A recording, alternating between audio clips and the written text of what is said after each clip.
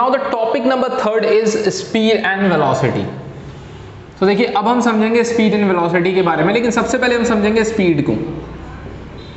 ठीक है, सबसे पहले हम समझेंगे स्पीड को। स्पीड का मतलब क्या होता है यार? जैसे आप बोलते हैं कि 40 kilometre per our, 40 kilometre per our, kilometre किसकी यूनिट है? डिस्टेंस की। और पर आवर, तो नीचे जो आवर लगाया है वो क्या है? टाइम। तो इसका मतलब यहां दो चीजों की बात करें, दो क्वांटिटी की, एक तो डिस्टेंस और दूसरा क्या हो गया? टाइम।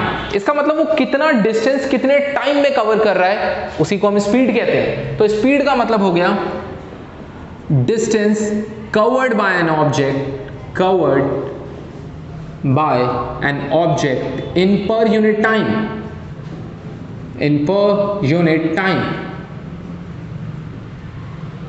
ठीक है ना? या फिर से ये भी बोल सकते हैं rate of change of distance, मतलब कितना डिस्टेंस चेंज हो रहा है टाइम के रिस्पेक्ट में, इसको भी हम स्पीड कहते हैं। ठीक है, तो स्पीड का यहां से हमारा फॉर्मूला क्या बना? डिस्टेंस अपॉन में टाइम, डिस्टेंस अपॉन में टाइम। और डिस्टेंस आप लोगों को पता है कि स्केलर क्वांटिटी है, तो स्पीड भी क्या होगी? एक स्केलर क्वांटिटी। तो जो चीजें आपने डिस्टेंस के बारे में पढ़ी थी कि डिस्टेंस नेवर बी जीरो, तो इसकी अगर हम बात कर रहे हैं तो स्पीड भी जो होगी never be zero, never be zero. और जो हम इंस्ट्रूमेंट यूज करते हैं जिससे स्पीड को मेजर करते हैं उसे हम बोलते हैं स्पीडोमीटर। स्पीडोमीटर, स्पीडोमीटर क्या है? जिससे हम इसे मेजर करते हैं स्पीड को। क्लियर? यूनिट की बात करते हैं तो डिस्टेंस को मेजर करते हैं मीटर में और टाइम को सेकंड में, तो इसकी जो यूनिट होती है दिस इज कॉल्ड मीटर पर सेकंड। तो ये तो हमने समझ लिया कि स्पीड एक स्केलर क्वांटिटी है जिसमें distance per unit time major किया जाता है, जिसकी यूनिट मीटर पर सेकंड होती है और ये कभी भी जीरो नहीं हो सकती है। क्लियर? अब हम बात करते हैं डिफरेंट टाइप ऑफ स्पीड्स की, क्या अलग अलग तरह की स्पीड्स होती हैं। तो नेक्स्ट हमारे पास टर्म होता है डिफरेंट टाइप्स ऑफ स्पीड। तो देखिए डिफरेंट टाइप ऑफ स्पीड के अंदर हमारे पास है फर्स्ट चीज जिसको हम बोलते हैं कांस्टेंट स्पीड, या इसे यूनिफॉर्म भी कहा जाता है। दूसरी होती है वेरिएबल, जिसको हम नॉन यूनिफॉर्म स्पीड भी कह सकते हैं। थर्ड होती है एवरेज स्पीड एंड फोर्थ होती है इंस्टेंटेनियस स्पीड।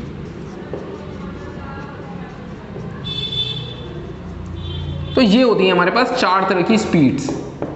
सबसे पहले कांस्टेंट स्पीड। कांस्टेंट स्पीड का मतलब ये होता है कि अगर कोई चीज equal distance equal interval of time में कवर कर रही है then it is called constant speed. मतलब पहले 4 सेकंड में अगर 10 मीटर कवर किए तो अगले 4 सेकंड में भी 10 मीटर ही कवर किए, मतलब इक्वल डिस्टेंस, जो आपने यूनिफॉर्म मोशन में भी पढ़ा था, equal distance covered in equal interval of time, cover in equal interval of time, interval of time. ठीक है, तो इसे हम बोलेंगे कांस्टेंट स्पीड। वेरिएबल स्पीड का मतलब क्या हो गया कि भाई कभी वो ड्यूरेशन, मान लो 4 सेकंड का ड्यूरेशन था, उसमें 10 मीटर ट्रेवल किया, लेकिन अगले 4 सेकंड में उसने 8 ही मीटर ट्रेवल किया, तो मतलब हर बार डिस्टेंस बदल रहा है, then we consider as a variable speed. It means unequal distance, unequal distance covered in equal interval of time, equal interval of time. Now the next one is average speed. Average speed का मतलब होता है total distance covered in total time interval. For example मैं यहां से गया अपने घर, घर से वापस आया, फिर कहीं और गया, तो जितना भी टोटल डिस्टेंस कवर किया है उन सबको हम ऐड कर दें और जितना टोटल टाइम लिया है उससे डिवाइड कर दें, तो इसको बोलते हैं एवरेज। उसके बीच की कुछ निकाल देना, दैट इज कॉल्ड एवरेज। तो एवरेज स्पीड का मतलब होता है total distance covered by total time taken. तो इट मींस एवरेज स्पीड कभी भी आपको निकालनी हो तो उसके लिए आप क्या करिए, टोटल डिस्टेंस जितना भी कवर किया है उसको ऐड करिए और नीचे क्या करिए, टोटल टाइम लिख दीजिए। ओके, फिर आता है इंस्टेंटेनियस स्पीड। इंस्टेंटेनियस मतलब एट अ पर्टिकुलर इंस्टेंट। इसका मतलब speed at a particular instant, particular instant. अब पर्टिकुलर इंस्टेंट होता क्या है यार? पर्टिकुलर इंस्टेंट का मतलब है when time extend to zero. इसका मतलब टाइम एक्सटेंड टू जीरो मतलब टाइम कितना कम है, जीरो के बराबर। टाइम जी कितना कम है, 0 के बराबर। मैथ्स में या फिर एक्चुअली फिजिक्स में या डिफरेंशिएशन का यूज किया जाता है जब इतनी छोटी वैल्यू होती है। अब इसको एक सिंपल टर्म में अगर मैं समझाऊं, वैसे फॉर्मूला जो हो गया स्पीड इज इक्वल टू, ये हमने लिख दिया dx by dt। dx by dt का मतलब स्मॉल डिस्टेंस नीचे स्मॉल टाइम, और वो टाइम कितना है, it extend to 0। Simple term में समझाऊं तो मैंने आपसे पूछा कि लाइक यार 5th सेकंड में उसकी स्पीड कितनी होगी। It's not about the 4 to 5th, it's not about 5 to 6। It means मैं 4 से 5 के बीच के इंटरवल की बात करता तो 1 सेकंड होता, 5 से 6 के बीच के इंटरवल की बात करता तो भी 1 सेकंड होता, लेकिन मैंने आपसे पूछा 5th सेकंड, तो इसका मतलब यहां पे 1 सेकंड भी कवर नहीं होता। तो इट मींस 1 सेकंड से भी बहुत छोटा, ऑलमोस्ट 0 के बराबर। इस 0 वाले टाइम इंटरवल पे भी अगर आप स्पीड निकालते हैं तो उसको बोलते हैं इंस्टेंटेनियस स्पीड एक्चुअली। ठीक है, तो these are the 4 types of speed जो आपको देखने को मिलती है। फिर हम समझते हैं वेलोसिटी क्या होती है पहले इसी के साथ। देखिए, तो वेलोसिटी का कॉन्सेप्ट भी बिल्कुल सेम है, बस फर्क किस चीज का है, यहां पे लिखा था distance covered by an object in per unit time, यहां पे हम बात करते हैं displacement covered by an object in per unit time.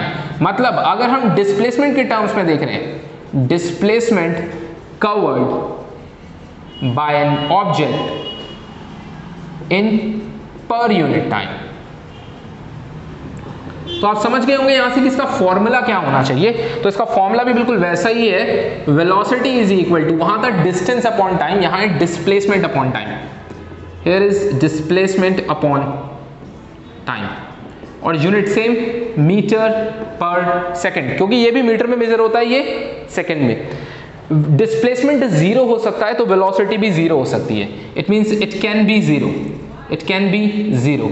आपको पता है डिस्प्लेसमेंट नेगेटिव भी हो सकता है, तो इसका मतलब it can be 0, negative as well as positive. तो सारी वैल्यूज जो है यहाँ पे पॉसिबल हो सकती हैं। क्लियर? और अगर मैं टाइप्स की बात करूं तो सेम चीज आप यहाँ पे लिख सकते हैं, constant velocity, variable velocity, average velocity और इंस्टेंटेनियस वेलोसिटी। सेम चीज, बस हमें क्या करना है, जहां हमने डिस्टेंस लिखा है उसकी जगह पे डिस्प्लेसमेंट कंसीडर कर लेना है। अब ये एक वेक्टर क्वांटिटी है डिस्प्लेसमेंट, तो इसीलिए वेलोसिटी भी क्या है, it is a vector quantity, it is a vector quantity. So I hope so आप लोगों को क्लियर हो गया होगा what is the difference between the speed and velocity, और ये भी आपने समझ लिया होगा कि दोनों को एक्चुअली हम कैसे डिफरेंशिएट करें।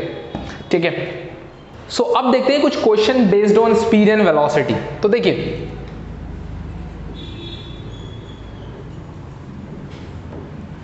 मान लीजिए ये है Delhi and this one is Mumbai. ठीक है, और एक ट्रेन है, यहां से लेके यहां तक का जो डिस्टेंस है दिस इज 400 किलोमीटर। एक ट्रेन है जो जाते वक्त लेती है 6 आवर, और वापसी में जब वो वापस आती है मुंबई टू दिल्ली तो उस समय लेती है 4 आवर्स। ठीक है, अब आपसे पूछा है यहाँ पे कि आपको कैलकुलेट करना है कि इसकी एवरेज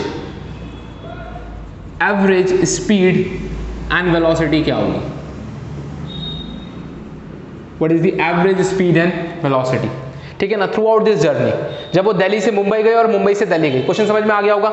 दिल्ली से मुंबई तक के बीच का जो पाथ है दिस इज अबाउट 400 किलोमीटर, और जब वो गाड़ी मूव करी थी दिल्ली से मुंबई की तरफ तो उसने टाइम कितना लिया, 6 आवर। जब वो रिटर्न करती है मुंबई टू दिल्ली तो इस बार वो 4 आवर लेती है, कवर करती है।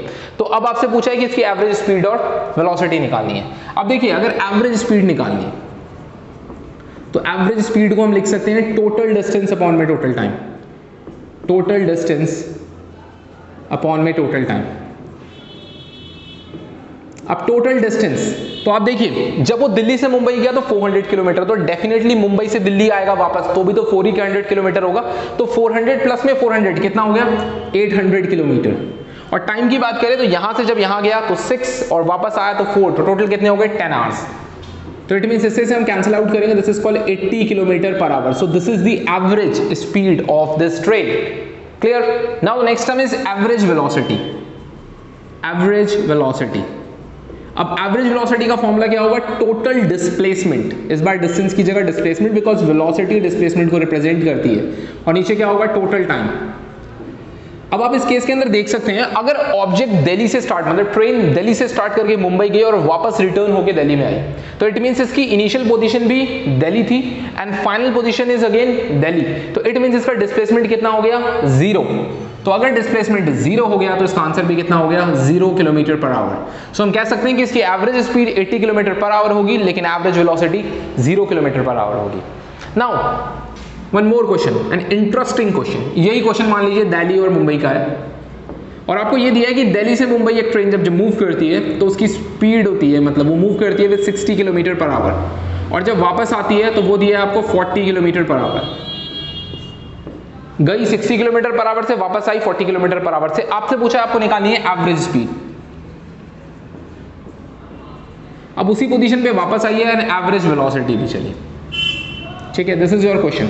अब इस क्वेश्चन के अंदर प्रॉब्लम क्या है, पहले तो अगर हम एवरेज स्पीड को समझे तो हमारा जो फॉर्मूला था एवरेज स्पीड का, जो हमने लिखा था ऊपर, यही हमारा मात्र एक फॉर्मूला है। तो इसका मतलब इसके लिए हमें क्या चाहिए, टोटल डिस्टेंस, और नीचे क्या चाहिए, टोटल टाइम। लेकिन प्रॉब्लम क्या है इस क्वेश्चन के अंदर कि लाइक जब वो दिल्ली से मुंबई गई तो ना उसका डिस्टेंस दिया है ना उसका टाइम दिया है, बस क्या दिया हुआ है, उसकी स्पीड दी हुई है 60 किलोमीटर पर आवर, और वापस आई तो भी स्पीड दी हुई है। लेकिन एवरेज स्पीड निकालने के लिए हमें टोटल डिस्टेंस और टोटल टाइम चाहिए। कुछ बच्चे इसे क्या करते हैं, एवरेज निकालने के लिए 60 + 40 डिवाइडेड बाय 2 और इसका आंसर निकाल लेते हैं 50, जो गलत होता है एक्चुअली, ठीक है। ये गलत होता है, इस तरीके से नहीं। फॉर्मूला तो सेम है एवरेज स्पीड का, total distance upon total time. तो इस सिचुएशन में हमें क्या करना है, इसे समझते हैं। दिल्ली से मुंबई हमने लेट कर लिया, let the distance be x, let the distance be x, इसके डिस्टेंस को हमने x किलोमीटर लेट कर लिया। तो आप समझिए यहां से यहां गया x और वापस आया फिर दोबारा x, तो इसका मतलब टोटल डिस्टेंस कितना हो गया होगा, 2x।